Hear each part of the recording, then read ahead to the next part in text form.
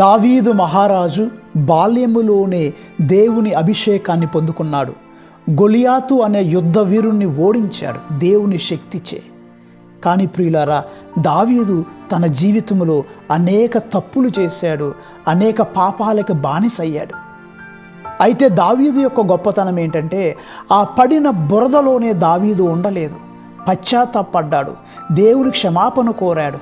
51వ కీర్తన అంటున్నాడు, దేవా, నేను నీకే విరుద్ధముగా ద్రోహము చేశాను, నా పాపముల నుండి నన్ను శుద్ధీకరించు, నీ సన్నిధి నుండి నన్ను గెంటివేయొద్దు, నీ పరిశుద్ధాత్మను నా నుండి తొలగించవద్దు.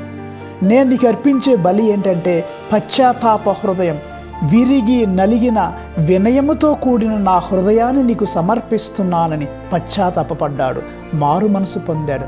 మనము కూడా చిగురించిన ఆశలతో నూతన జీవితం ప్రారంభిద్దాం.